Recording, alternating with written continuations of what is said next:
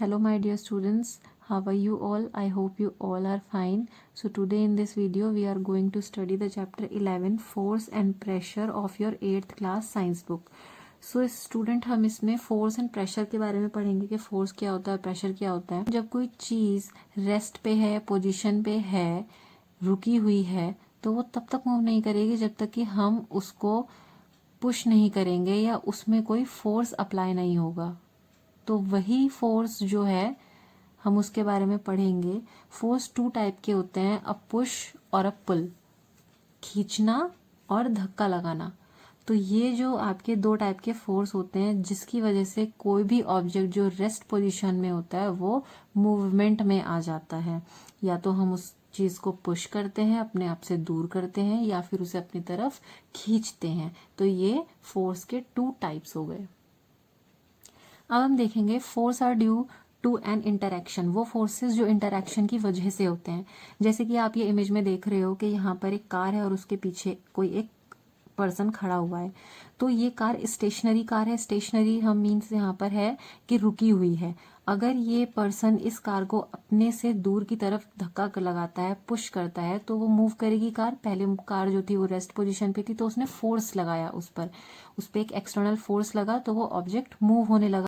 तो जो भी हम फोर्स किसी भी ऑब्जेक्ट पर अप्लाई करते हैं उसको हम मैग्नीट्यूड से एक्सप्रेस करते हैं। नेक्स्ट इसमें हम देखेंगे forces can change the state of motion. एक फोर्स जो है वो स्टेट ऑफ मोशन को चेंज कर सकता है। इसमें आपके 3 टर्म्स आते हैं। फर्स्ट, अगर कोई भी चीज आपकी रेस्ट पोजीशन में रुकी हुई है, वो हिल नहीं रही है और उसके ऊपर हम कोई एक्सटर्नल फोर्स अप्लाई करते हैं, या तो उसे पुश करते हैं या वो पुल करते हैं, तो वो मूवमेंट में आ जाएगी, वो मोशन के स्टेट में आ जाएगी। नेक्स्ट आता है कि कोई भी चीज है वो मूव कर रही है, कंटिन्यू चल रही है, और सडनली हम उसको अपने हाथों से रोक दें, तो वो भी एक तरीके का हमने फोर्स अप्लाई करा उसको रोकने के लिए, तो वो मूव होती होती रेस्ट पोजीशन में आ गई। तो ये भी एक तरीके का फोर्स अप्लाई किया गया उसकी पोजीशन को चेंज करने के लिए, उसके स्टेट ऑफ मोशन को चेंज करने के लिए।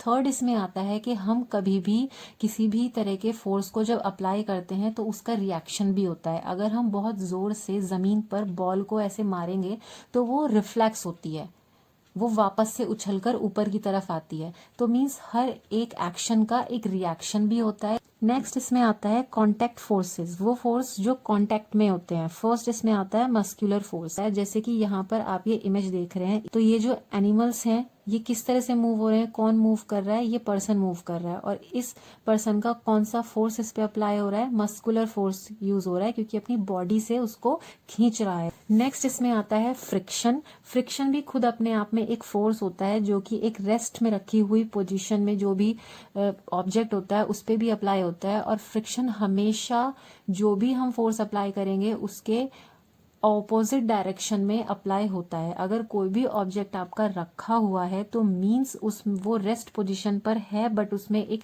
फ्रिक्शन भी अप्लाई हो रहा है जिसकी वजह से वो रुका हुआ है अपनी ही प्लेस पर। किसी भी ऑब्जेक्ट को उसकी जगह से हटाने के लिए हमें उस ऑब्जेक्ट में जो लगने वाला फ्रिक्शन फोर्स है, जो उसे रोके हुए है, उसे अपनी जगह पर बनाए हुए है, उस फोर्स से ज्यादा फोर्स अप्लाई करने पर ही जो है हम उसको मूव कर सकते हैं। नॉन कॉन्टेक्ट फोर्सेस वो फोर्सेस होते हैं जिनके हम कॉन्टेक्ट में नहीं आते। फर्स्ट इसमें आप देख रहे हो मैग्नेटिक फोर्स, जैसे कि पता ही है, उसमें हम कॉन्टेक्ट में आकर किसी को फोर्स नहीं अप्लाई करते, वो नॉन कांटेक्ट होता है, दूर से होता है। जैसे दूर में कोई हमारे पास एक नेल पड़ी हुई है, आयरन की नेल है, और हमारे हाथ में मैग्नेट है, तो हम उस मैग्नेट की हेल्प से उस नेल को अपनी तरफ लेकर आ सकते हैं। नेक्स्ट इसी तरीके से इलेक्ट्रोस्टैटिक फोर्स होता है। इसका भी एक एग्जांपल है, जैसे कि हम बहुत सारे छोटे छोटे पीस ऑफ पेपर लेंगे, शीट ऑफ पेपर्स लेंगे, उनको अगर किसी सरफेस पे रब करेंगे तो वो चार्ज हो जाते हैं, जिसकी वजह से वो किसी दूसरे सरफेस से चिपकना शुरू कर देते हैं, तो वो इलेक्ट्रोस्टैटिक फोर्स कहलाता है। थर्ड इसमें आता है ग्रेविटेशनल फोर्स। ये भी एक नॉन कॉन्टेक्ट फोर्स है, वो हमारे कॉन्टेक्ट में नहीं है बट वो हमारे ऊपर अप्लाई हो रहा है, जैसे कि अर्थ की ग्रेविटी होती है जिसकी वजह से हम इस पर रुके हुए हैं, तो वो भी हमें अपनी तरफ पुल कर रही है। तो ये जो फोर्स है ये भी नॉन कॉन्टेक्ट फोर्स में आता है। नेक्स्ट इसमें टॉपिक आता है प्रेशर। किसी भी सरफेस के पर यूनिट एरिया पे अप्लाई किए जाने वाला फोर्स प्रेशर कहलाता है, कि हम उस पर्टिकुलर सरफेस के ऊपर कितना प्रेशर अप्लाई कर रहे हैं, तो वो प्रेशर कहलाता है। जैसे कि आप इस इमेज में देख रहे हो, यहाँ पर एक ट्यूब है जिसमें पानी भरा हुआ है। पहले ये इसने सिंगल पकड़ी हुई थी, तो पानी कहाँ था, इसके हाथ से थोड़ा सा नीचे था।